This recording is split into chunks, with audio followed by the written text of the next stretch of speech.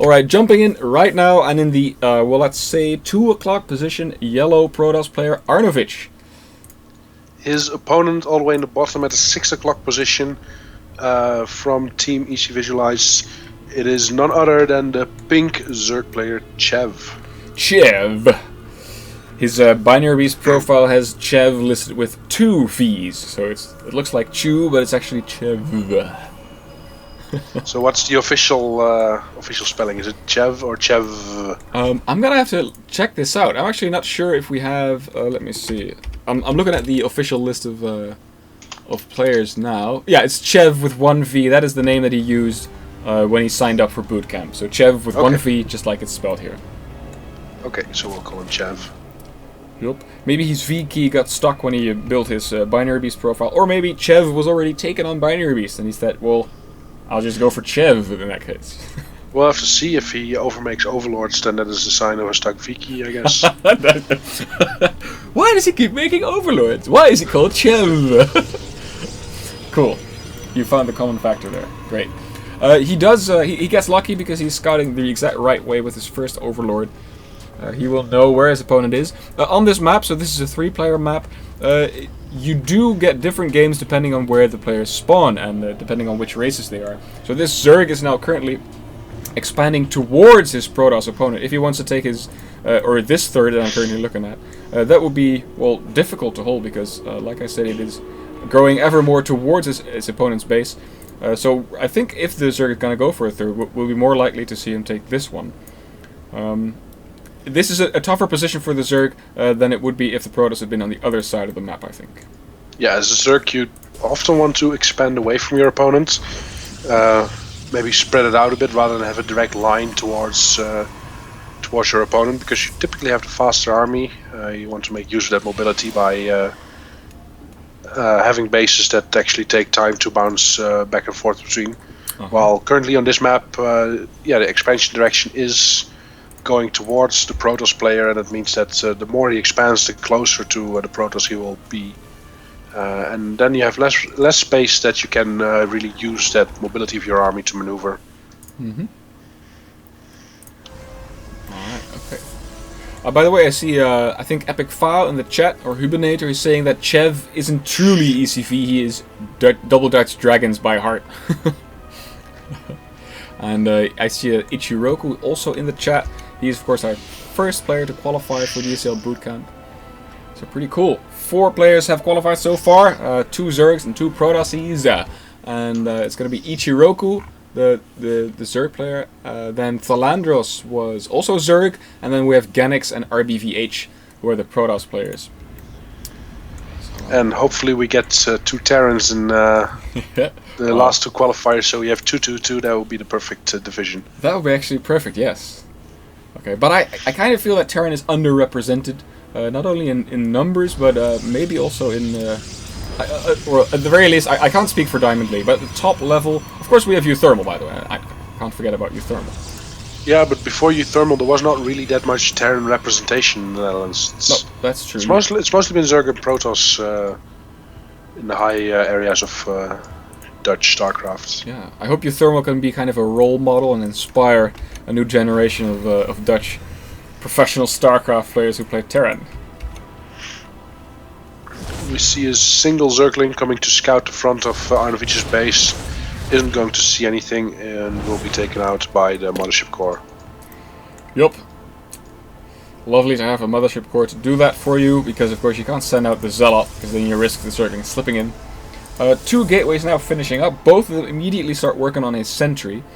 So I think we will not see many damage-dealing units come out of Arnovic's base very soon. Although, of course, he might be building up towards like a sentry-based push. Yeah, it's good to get the sentries early, because then they can, of course, gather up energy. So if you're going to do anything that involves sentries, you might as well make them the first units you push out. But currently there's just 3 gateways for Arnovic, so nothing too aggressive is going to be coming.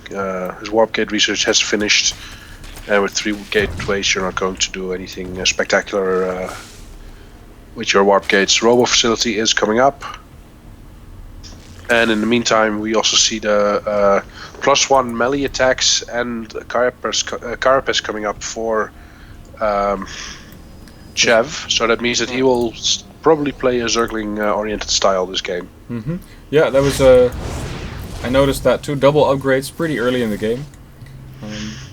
We do see a little bit of a push out by Arnovic. Why not just test the waters? Of course, you gotta make sure not to lose all your sentries, because like we said, they are very cool to have early game, but if you lose them all early game, then that's a big investment that you're... Oh, one sentry actually goes down there. Others also being attacked, no. Arnovic needs to be careful with the sentries. Maybe keep them together. Chev is running around Zerglings all over the map, and he really knows what's going on. He's making spine crawlers now. He's adding a spore to the front to deter the Mothership Core. And he has a lot of Zerglings. He can get a good surround on the sentries. There we go. Sentries are in a corner. Nice force fields, but I don't know if he has enough firepower to get rid of these Zerglings before the force fields wear off. And he warps out with his Mothership Core, leaves one Zealot, poor guy. Yeah, recall me too. This attack has been successfully defended by Chev without too much effort.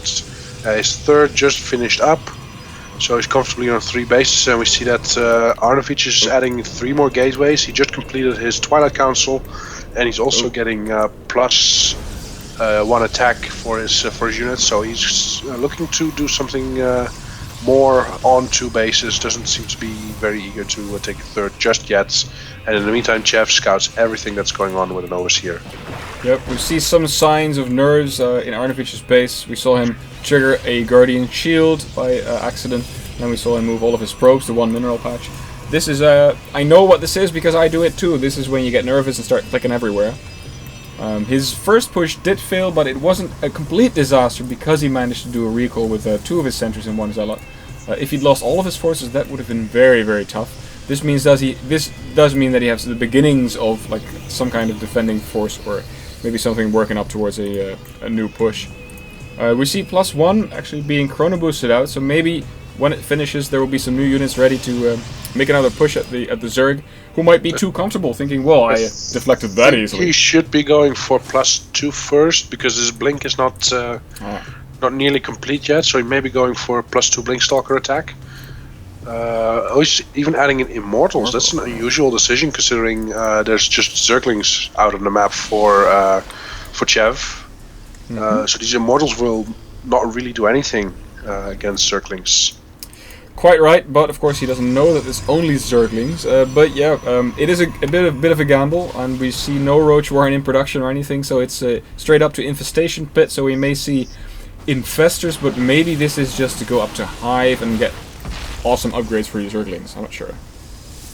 So Arnovic did see that there's a Roach Warren in the base of Chev. I missed that, sorry. But yeah, so as we've seen, Chev hasn't really done anything with it. He probably just got it just in case. And he's just really upgrading his Zerglings now. He's getting +2+. And he has a good upgrade lead over his opponent, because Arnovic is not even halfway done with his +2 weapons on his units, and he doesn't have any armor upgrades just yet. There we go, 6 Infestors, by the way. I saw the Pathogen Glands upgrade, with which let your Infestors spawn with more energy. If you time it just right, then the upgrade finishes before your first Infestors spawn, and that is what's going to be happening. So 6 Infestors will be spawning with enough energy to go fungal growth right away. And I think they'll be ready to fight against this push that is currently coming from Arnovic.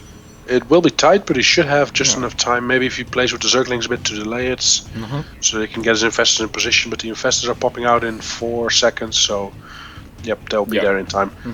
Do note that there's very little creep spread. I think that there's not even a single tumor that has been dropped down. So that really reduces the vision and mobility. Fungals, huge fungals going down.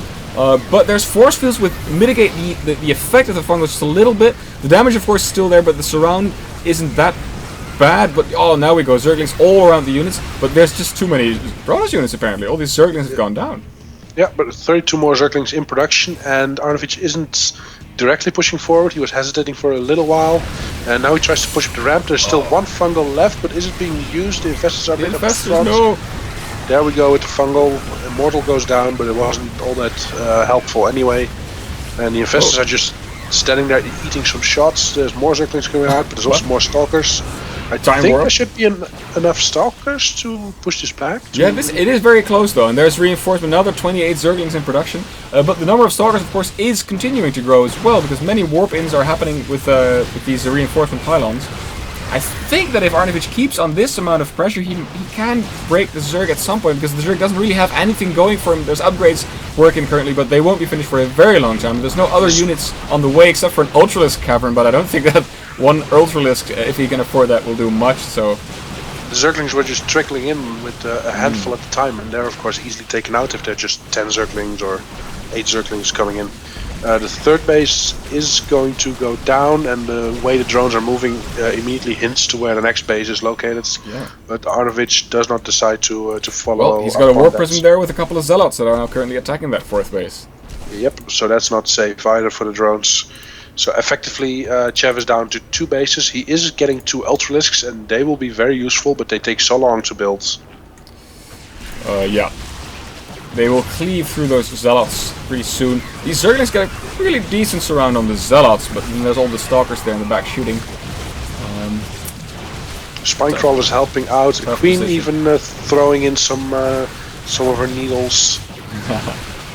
But all the Zerglings have been cleaned up once again, and the Ultralisks will be coming out now without any support, and I don't think they'll be able to take on this many Stalkers just on their own. There we go. All the Spinecrawlers disappear for the Ultralisks to move through, but look at how much damage the Ultralisks takes from all the focus fire of the Stalkers. Stalkers do extra damage against armored, I think? Do yes. They? Alright, yes, cool. but so do the Ultralisks. Okay. They don't, so... Oh, nice! Okay, so this combination is pretty cool. The fungal with the Ultralisks there, but still, the amount of Stalkers seems to be just too much, and more are warping in, so I think looking at the supply as well, this is a losing battle for Chev here. Yeah, he's going to lose his natural now. He lost his fourth with his warp in from the War Prism. There's a bunch of drones hanging at a random base. It seems to be that he does not have any answer to this. 60 more Zerglings in production, but that's also how many Stalkers there are, and one-on-one Stalker should be a Zergling. Mm-hmm. Definitely. Alright, I think we're just waiting for the GG right now. I don't think Chev has anything up his sleeve. Still producing Zerglings, not giving up. He has an Ultralisk up his sleeve. Ultralisks, yeah, but... They're a bit too big to have up your sleeve, and it's GG. My sleeve fell off. Arnovic takes game number 1, but of course this is a best of 3, so he's not quite there yet. But it's a comfortable position. He just needs one more win. His opponent is looking at a 1-game deficit and has to really pull out all the stops to make it happen. Yep. Cool. I'm gonna take a look at the brackets in the meantime and see if other games have also finished up. Let me check. There we go. F5. Alright, Wyman versus Hacks not finished yet as far as I can tell. What else is going on? Meow beat Pro Salad Toss. I will now be facing Net Forces, who had beaten Handronimus earlier. Epic Fa has beaten Myth Merc. Will be going up against Isnobest. Of course, we saw Isnobest beat Ruse Nano before. And Chev Arnovic currently going on. So we have Chev Arnovic in one of the round of 8 matches. And there is Epic File Isnobest in the other one. Syntox Meow Net Forces is the third one. And the final one should be Android versus either Wyman or Hacks. Curious to see who it'll be. We are currently in a lobby for the next game already. Let me check. I don't think, yeah. Renasha should be playing. No, there we go. Alright.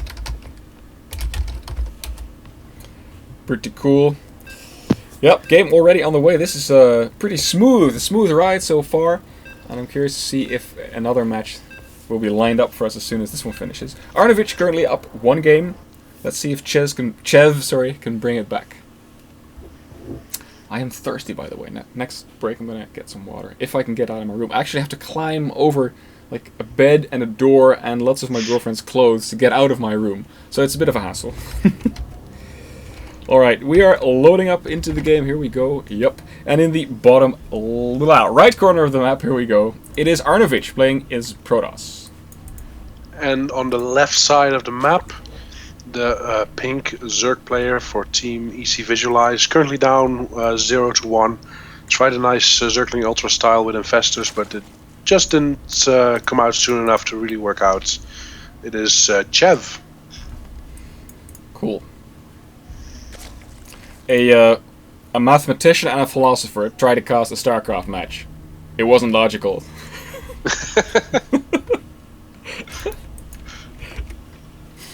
Cool.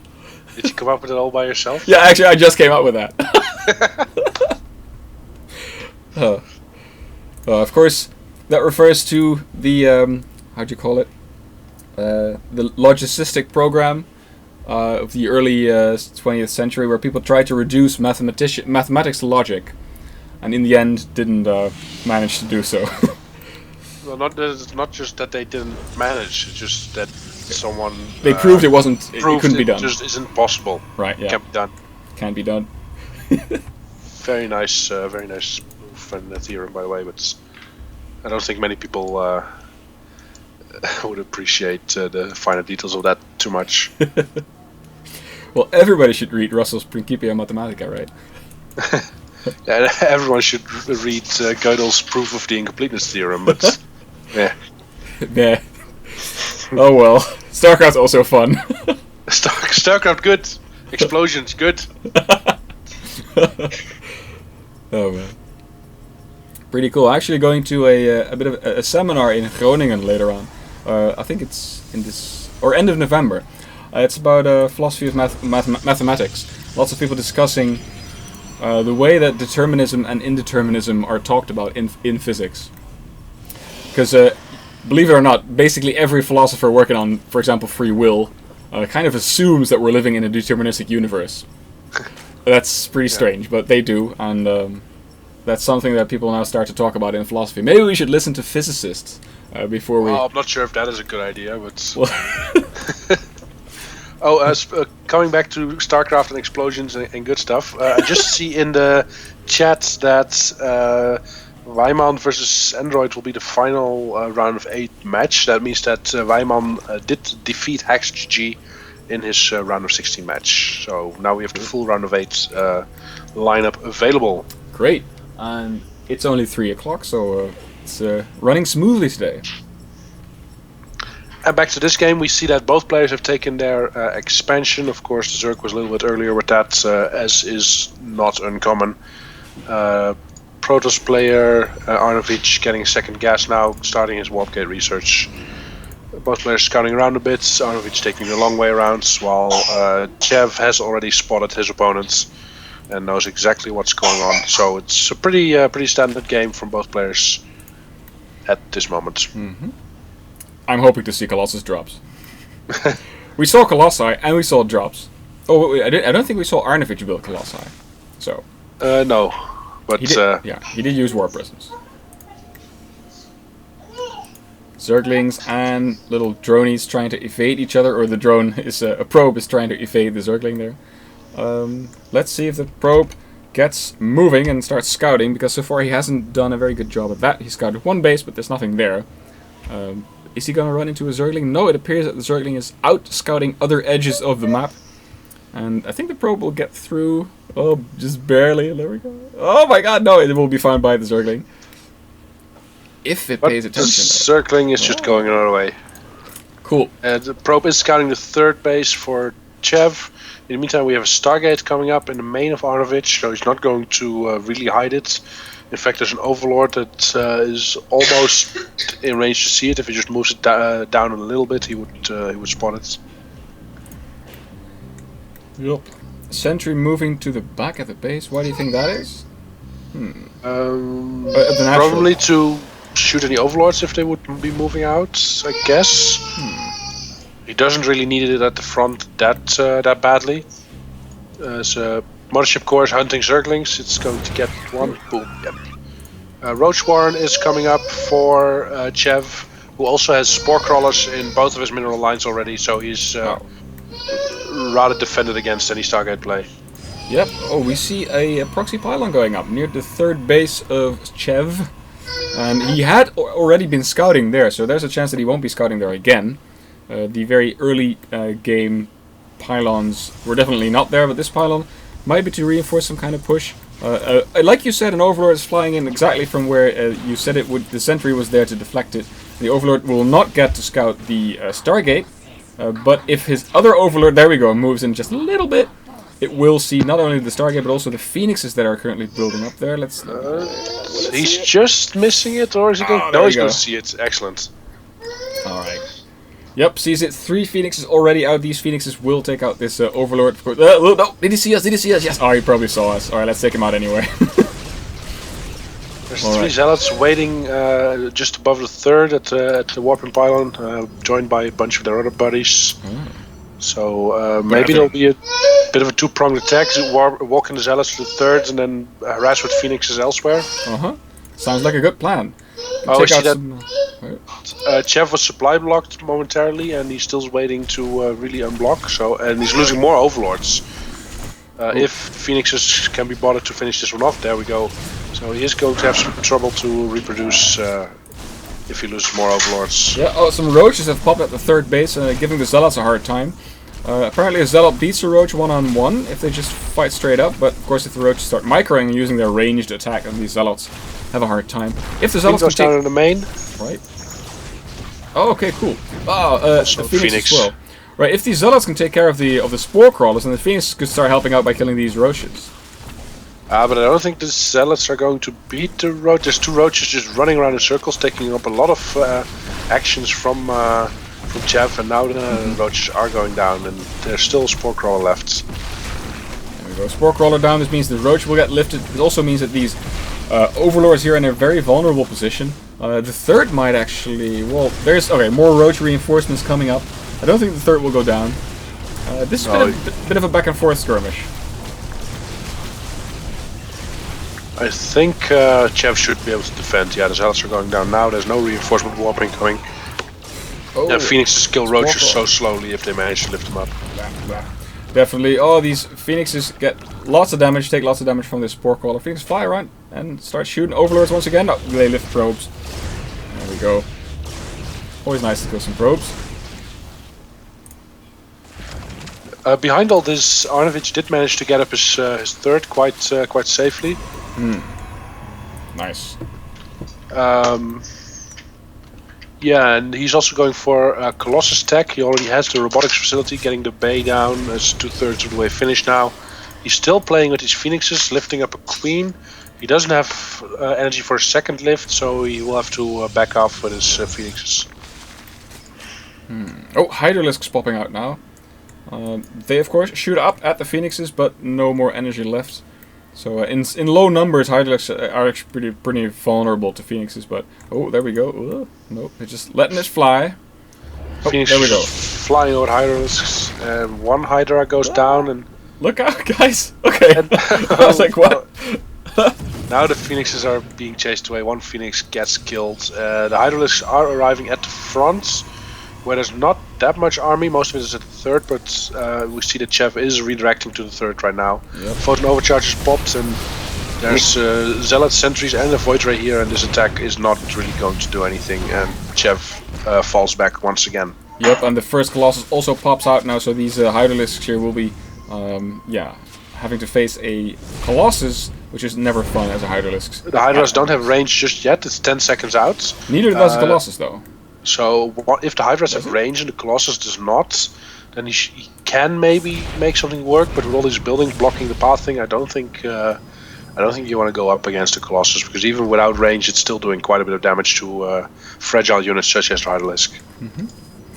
All right, the Phoenixes are still hanging about at the over the path where all the Hydras are running into. They do see a lot of Hydras coming in, so I can imagine that Arnovic will be continuing to focus on building some Colossi, but so far... He's not made a 2nd one yet, nor has he upgraded range. So the army for Chev is starting to look more scary, but he should maybe move in, poke a bit at these gateways, and then move out again when the army from Arnovic responds, just to get these gateways out of the way, because they're really blocking the pathing quite a bit. And with Colossus, you really want to get a good surface area, not to be too clumped up. Phoenixes are spotting the 4th for Chev coming up in the top. We see that here on this map, the Zerg player is expanding away from the Protoss player, so this is a more desirable situation. Oh, again, Overlord's taking damage. There's a pylon from Arnovic thrown down right next to the 4th expansion there, so there's always the possibility of a bit of a warp in and attempted damage doing, and more pylons going down. I love it. And there's a significant force of Hydras, Zerglings, and some Roaches moving towards Arnovic's base, but like you said, the position here with the choke and the gateways, and of course the Colossi there, a third one will be popping out. Even the Templar Archives on the way. He's moving out. Arnovic is moving out on the map, and his army is not that big, so if this massive Zerg army surrounds it, it could get crushed quite easily. And even though there's 3 Colossus on the field and there's a 4th one being constructed, there's still no Colossus range. So I think this has been a mistake by Arnovic to forget this, because range makes such a big difference for these Colossi if they can, between shooting from a safe distance and taking fire while they are shooting. The 4th base just barely didn't go down. Zerglings managed to defend, but now the Zerglings aren't with the army to support the Hydras. But I do feel that Arnovic is doing... this is a bit of an overcommittal, especially if he lets all... Oh, there we go! Oh, nice Yoinks. pulls. Gets 3! 2 Colossi and a Void Ray. 3 Cardinal units went down, and of course... Oh, that was very nice feedback, but not enough to kill the Viper there. This Mothership Core is taken out by the Hydralisks, and Arnovic is really on the retreat. He does manage to chase off his opponent with some force fields, but he's down to 2 Colossi. He has 1 Templar, but it doesn't have that much energy, so it just has 1 feedback in it. And the army for the Zerg is just getting bigger and bigger, while Arnovic seems to be stagnating a bit. Upgrades are 1-1 for Chev and 2-0 for Arnovic, so in that sense they're fairly even. Yep. But still no Colossus range. No, but the 4th does get sniped now by these couple of Zealots that get warped in here. Oh, they can probably take out another 4th if they want. Immediately re-established and cancelled, so that's a little bit too eager with re-establishing it. A little bit of skirmish at the front. We see that the army for Chev is now almost completely Hydralisks. There's just 5 Roaches left, I believe. So that's of course a lot of DPS, but it's also very fragile. I would like to see Arnovic research Storm. With so many Hydralisks, just being able to storm them would be very nice. Especially since there's only 2 Vipers, so you only need 2 feedbacks, and he has enough Templars for that. Yep, only 2 upgrades. Now a third one just blinks, just finishes, but besides blink, plus 2 attack and gateway, there is not a single upgrade for Arnovic. Like you said, he could go for a bit more there. A Storm is starting right now. We see a 4th coming up as well for Arnovic, and he... No, not an engagement. Oh, this Templar is a bit exposed, gets yanked and killed. It was a 100 energy Templar, so there's 1 Storm or 2 feedbacks that are just down the drain. New Templar is being warped into reinforce, but it only has 50 energy at the moment. Wow, we actually see 3 Ultralisks on the way. The 4th for Chev is again under attack, but it's just 1 Zealot at half health, and 5 Roaches will come and take it out. We see Chev with a significant bank by now. Chev also lost his 5th through, to 3 Zealots, so he's not having the best of luck expanding, while Arnovic is getting his force established quite well. Yep, you're right there. If Arnovic can manage to just hold off Chev and expand and keep Chev from expanding, then we will see a turnaround. Oh, there we go. A Storm tries to go down. Oh, the Zealot. Oh, look, not the ramp. Oh, very dangerous. Okay, feedbacks on the Viper. Very good choice. Of course, these Vipers, they basically take out Cardinal units from the Protoss player by yanking them out. So if you can prevent the Viper from doing that... this is actually... Okay, Overseers. I was wondering what was going on here. But it's like, are those Broodlords? Wait, no. Nice addition of the Ultralisks, by the way. They don't have attack upgrades, so they're not really going to do any significant damage. But they do have the 3 armor upgrade that the other units also have, so they do tank for the Hydralisk quite a bit. We also see Adrenal Glands being upgraded, but there's not really any Zerglings. Nice Storms hitting a lot of the Hydralisks. You see how much damage they take from those Storms. That is significant. Yep. Is there more Storm energy left? There's 3 Templars and 1 has a Storm only. Okay. Time to retreat. And like you said, in the expansion turf, it is they have similar numbers. Protoss now has his 4th pretty nearly established, and for the Zerg the same hold. So Chev is building a Mutalisk, as in a single one. I'm not entirely sure what the point of... Oh, he's maxed out on his supply, so he can't really build more. Ooh, and that Storm... Oh, feedbacks. Nice. preventive storms there. Oh, a couple of Ultralisks taking lots of damage. Look, great force fields. This is not a very good engagement for the Zerg. Many Overseers go down. Oh, look at this. The pathing sucked for the Zerg. He was just walking his army around a bit while taking damage, so it's a very unfortunate engagement for Chev, but he does have a lot of money to reinforce. He's reinforcing with 19 Mulisk and a bunch of Zerglings. And there's not that much anti-air for Arnovic, just 11 Stalkers at the moment. And here we see a big good surround from the Zerg and a recall taking all the units back to the base. I like it. But that second engagement was definitely in favor of the Zerg player. Another Stargate's coming out. Hi there. Phoenix is being created to combat these Mulisk. In the meantime, we have a warp in of 6 Zealots into the main of Chev, and they're going for the Spire, and they will be able to take it out. Yep, pretty cool. No more Mulas for you for a little bit. But now of course, they're going for the Ultra Den. Oh, they no. I don't think they can get that now. Alright. Pretty cool. Of course, the Mulas switch has basically already done its damage. You know, it did a lot of damage to the Protoss army, and the surprise is now gone. So I think that the Mulas won't do much else, especially seeing as how there's lots of cannons. Or actually, not lots of them, but there's some cannons at the expansions from Arnovic. There's a push on the 4th by Chev. It's just Hydralisks, it's nothing else. It should be able to take out the Nexus, but he will lose all of this army, I think. I think he was sacrificing them. Yeah, I hope so, because this is a very expensive Nexus trade. That was definitely a bit of a sacrifice. He wanted more room to make. There we go, lots of extra Zerglings, apparently.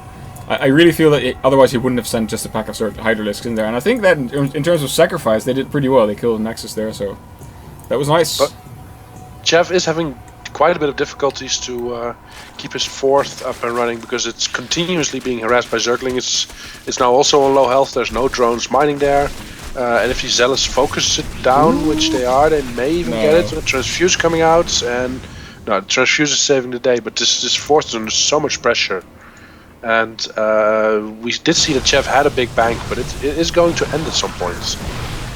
Yeah, it's still quite significant, but lots of units dying here. The response from Arnovic to the Mutas has been to make some Archons and a bit more Zealots, Stalkers, I think. But I think he's also researching the range upgrade for Phoenixes, and he's building some more. There's 20 Zerglings out on the map, and there's a new Spire being constructed. So these storms did so much damage to these Mutalisks. If you could just follow that up, because Mutalisks, of course, they heal up real quickly. But there's not that much anti-air, actually. There's just a handful of Stalkers and an Archon. And once these are cleaned up, there should be... Okay, there's only 8 Mutalisks left, so they're going. But here come the Phoenixes! Oh, and here come the Phoenixes cleaning everything up. The Zerglings coming in, they may get the Colossi. No, they're just getting melted. And Chev GG's out, and it's 2-0 for Arnovic, and Arnovic is going on to the round of 4. Wow, that is our first semi-finalist of today. Congratulations to Arnovic and Chev. I hope to see you in the final qualifier. Thank you